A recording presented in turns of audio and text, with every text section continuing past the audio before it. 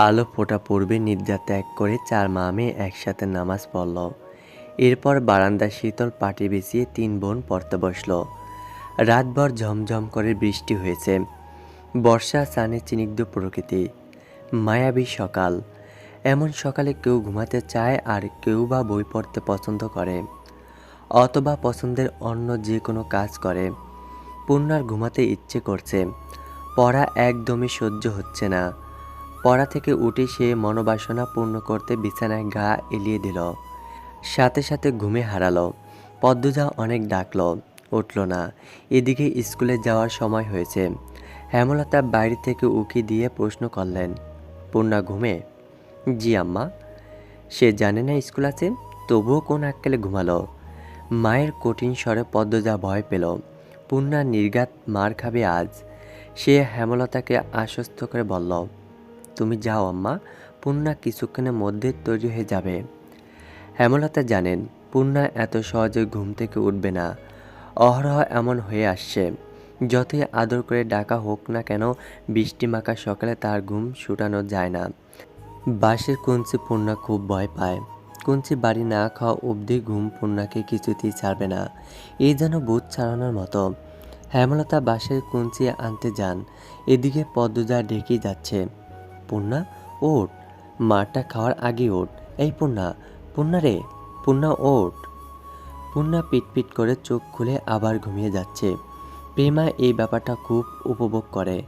একটা মানুষ এত ডাকাডাকিত কি করে না জেগে থাকতে পারে। সে নিষ্কম্প স্থির চোখে তাকিয়ে আছে বড় দুই বোনের দিকে। হেমলতা হাতে বাঁশের কঞ্চি নিয়ে ঘরে ঢুকেন। তা দেখে পদ্মজা পূর্ণাকে জোরে চিমটি দিল। পূর্ণা মুখে বিরক্তিকর আওয়াজ তুলে আবার ঘুমে তলিয়ে গেল। তুই সর পদ্ম, ও মারের যোগ্য, পিটিয়ে ওর ঘুম ছুটাতে হবে। পদ্মজা মায়ের ওপর কিছু বলার সাহস পেল না, দূরে গিয়ে দাঁড়ালো। হেমলতা পূর্ণার পায়ের গোড়ালিতে বাড়ি দেন। প্যাঁচ করে আওয়াজ হয়। পদ্মজা ভয়ে চোখ বুজে ফেলল। পা ছিঁড়ে গেছে বোধ হয়। ঘুমন্ত পূর্ণার মস্তিষ্ক জানান দেয় আম্মা এসেছেন এবং তিনি আঘাত করেছেন। সে চোখ খোলার আগে দ্রুত উঠে বসল। চোখ খুলতে খুলতে যদি দেরি হয়ে যায়, এরপর চোখ খুলল। বোকাশোকা মুখ করে মায়ের দিকে তাকালো পরিস্থিতি বুঝতে। পদ্মজা ঠোঁট টিপে হাসছে। প্রেমা জোরে হেসে উঠল। হেমলতার তীক্ষ্ণ চোখে তাকাতেই হাসি থামিয়ে দিল। পূর্ণা বিতু কণ্ঠে বলল, আর হবে না আম্মা, সে তো প্রতিদিনই বলিস। এমন সময় ঘন মেঘে আকাশ ছেয়ে গেল। পূর্ণার প্রেমা মনে মনে খুশি হলো। আজ আর স্কুলে যেতে হবে না। বাড়ি থেকে 2 ক্রোশ দূরে স্কুল। আম্মা নিশ্চিত যেতে না করবেন। পূর্ণা খুশি লুকিয়ে প্রশ্ন করল, আম্মা মেঘ আসবে মনে হয়, যাবো স্কুলে? মেঘ কি করলো তোকে, যাবি স্কুলে? হেমলতা চলে যেতে পূর্ণা বুড়ো কুঞ্জ করল। থম মেরে বসে রইল। পদ্মজা তাড়া দিল, বসে আছিস কেন, জলদি কর, নয়তো আবার পিটানি খাবি। পূর্ণা বিরক্ত নিয়ে তৈরি হলো। 3 বোন স্কুলের দিকে রওনা দিল। বর্ষাকাল চলছে। রাতে বিরতিহীনভাবে বৃষ্টি হয়েছে। রাস্তায় প্রচুর কাদা জমেছে। পথ চলা কষ্টকর। 3 বোন হাতে জুতা নিয়ে পা টিপে হাঁটছে। পিছলে পড়ে বই খাতা নষ্ট করার ভয় কাজ করছে মনে। অর্ধেক পথ যেতে না যেতেই আকাশ ভেঙে বৃষ্টি নামল।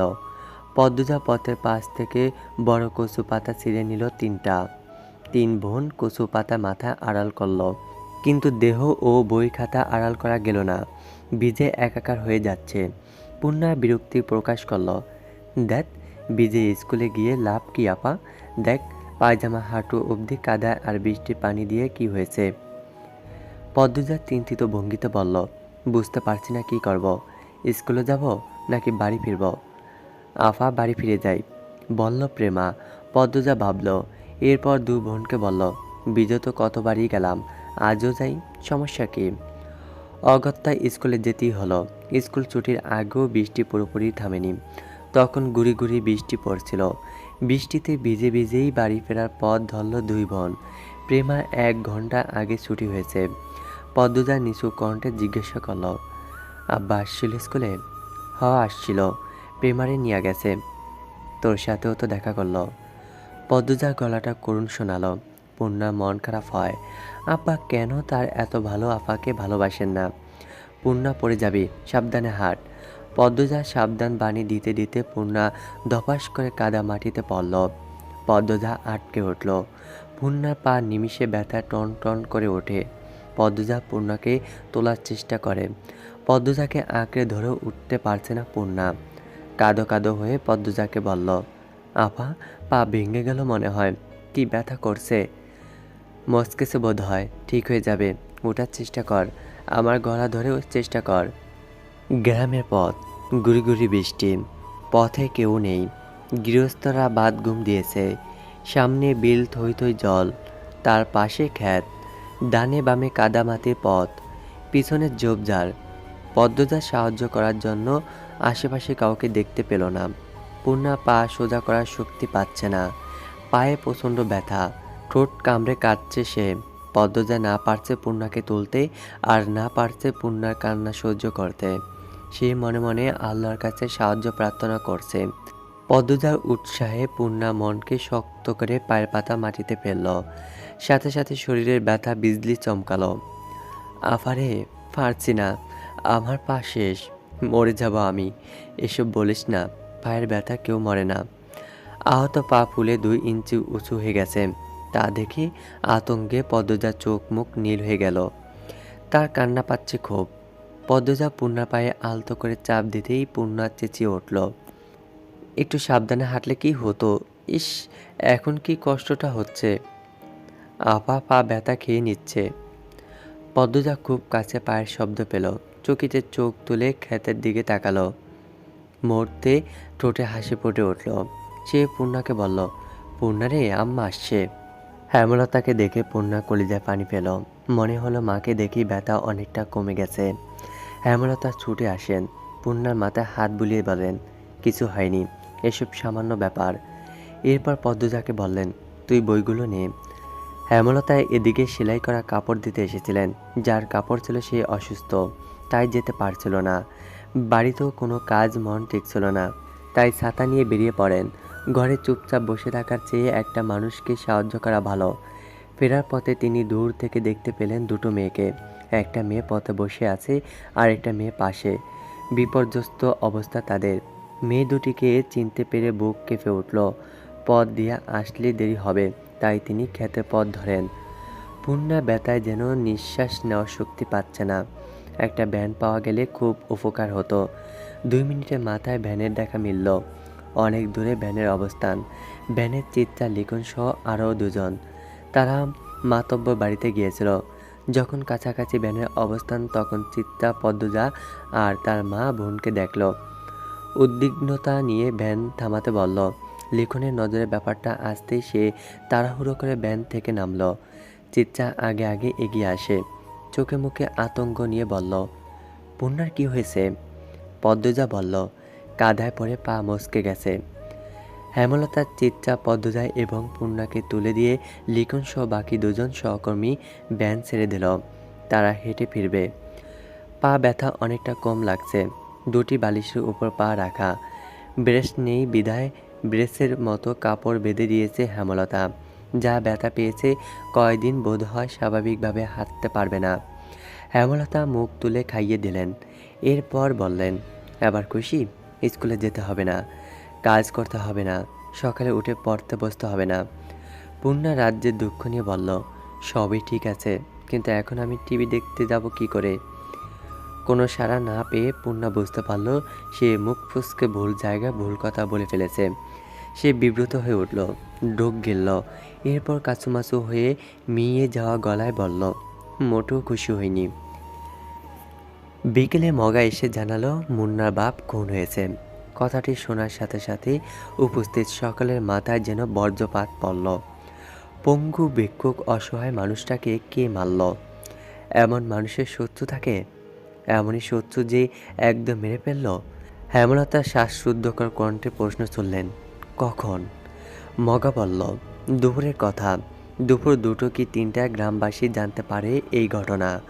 আস্তে আস্তে সব গ্রামে খবর যাচ্ছে। লাশ নোয়াপাড়ায় ধান খেতে পাওয়া গেছে। মুন্নার আত্মীয় বলতে কেউ নেই। দুঃসম্পর্কে যারা আছে তারা মুন্নার দায়িত্ব নিতে চাইল না। মাতব্বর মুন্নার ভার নিতে চেয়েছিলেন, কিন্তু মুন্না পদ্মজাদের বাড়িতে থাকতে চায়। হেমলতা সানন্দে নিয়ে আসলেন মুন্নাকে। এখন থেকে মুন্না এই বাড়ির ছেলে। পদ্মজা পূর্ণা খুব খুশি হলো না প্রেমা। মুন্নার প্রেমা সমবয়সী। প্রেমা ভাবছে তার আদরে ভাগ বসাতে মুন্না এসেছে। হেমলতা ব্যাপারটা বুঝতে পেরেছেন। পদ্মজাকে বললেন, প্রেমার পছন্দ হচ্ছে না মুন্নাকে। দুজনের মধ্যে সখ্যতা করে দিস, যাতে একজন আরেকজনকে আপন চোখে দেখে। পদ্মজা আশ্বস্ত করে বলল, কয়েকদিনে মিশে যাবে দুজন। পূর্ণা ব্যথায় ঘুমাতে পারছে না। প্রেমা মুন্না ঘুমে। মুন্না খুব কেঁদেছে। এখন ক্লান্ত হয়ে বেঘরে ঘুমাচ্ছে। রাত তো কম হলো না। পূর্ণা মা বোনের বৈঠক দেখে বলল, আম্মা, মুন্নার নতুন নাম রাখা উচিত। কেন? এখন থেকে মুন্না আমাদেরই ভাই। আমাদের নাম প দিয়ে, তাইলে ওর নামও প দিয়ে হবে, তাই না আপা? হেমলতা হেসে বলেন, তুই নাম রাখ তাহলে। রাখছি তো, প্রান্ত মোড়ল। মুন্নাকে জানাস সকালে। রাজি হলে এরপর সবাই না হয় ডাকবো। রাজি হবে না মানে? পিটিয়ে রাজি করাবো। হেমলতা মৃদু হাসলেন। পূর্ণ অসুস্থ হলে খুব কথা বলে, মুখ বন্ধ রাখতেই পারে না। অনেক বছর আগের ঘটনা বা কয়েক বছর পর কি হবে তা নিয়ে অনবরত কথা বলতে থাকে। গহীন অন্ধকার। আজ বোধহয় অমাবস্যা। হেমলতা কালো চাদরের আবরণে গাপটি মেরে বারান্দায় বসে আছেন। হাতের কাছে ছুরি লাঠি। গত 3 দিন ধরে তিনি ঘরের পাশে পায়ের আওয়াজ শুনছেন। তখন ঘরে মোর্শেদ ছিল, একজন পুরুষ ছিল, বুকে সাহস ছিল। আজ মোর্শেদ নেই। মুন্নাকে বাড়িতে আনাতে তিনি ঝগড়া করে বাড়ি ছেড়েছেন। কবে ফিরবেন ঠিক নেই। আজ কিছুতেই ঘুমানো যাবে না। হাতে নাতে সন্দেহকারীকে ধরে এই বিপদ থেকে মুক্ত হতে হবে। কিন্তু অনেকক্ষণ হলো কেউ আসছে না। চোখ বুজে আসছে হেমলতার। সারাদিন অনেক খাটুনি গেল। কাদামাটিতে চপ চপ শব্দ তুলে কেউ আসছে। হেমলতা সতর্ক হয়ে ওঠেন। শক্ত হাতে লাঠি ও ছুরি ধরেন। পায়ের শব্দটা কাছে আসতেই তিনি বেরিয়ে আসেন। অন্ধকারে পরিষ্কার নয় মুখ। আন্দাজে ছুঁড়ে মারেন হাতের লাঠি। লাঠিটা বেশ ভালোভাবেই পড়ল সামনের জনের ওপর। পিছনের জন দৌড়ে পালালো। লোকটি আর্তনাদ করে বসে পড়ল মাটিতে। পরক্ষণেই পালানোর চেষ্টা করল, কিন্তু পারল না হেমলতার জন্য। হেমলতা দ্বিতীয় লাঠি দ্বারা আবার আঘাত করলেন। তার তীক্ষ্ণ দৃষ্টি স্থির। আহত ব্যক্তির আত্মচিৎকার শুনে বাড়ির ভেতর থেকে ছুটে আসে সবাই। টর্চের আলোতে চারদিক আলোকিত হয়ে উঠল। হেমলতা স্বাভাবিক ভঙ্গি নিয়ে দাঁড়িয়ে আছেন। তিনি যেন জানতেন এই লোকেরই আসার কথা ছিল। শুটিং দলকে তিনি আজই বের করবেন, তবেই শান্তি। পদ্মজা, প্রেমা, মুন্না বেরিয়ে আসে। পূর্ণা ঘরেই রইল। পদ্মজার ডিরেক্টর আবুল জায়েদকে দেখে চমকালো। তখন কোথা থেকে আগমন ঘটল মোর্শেদের।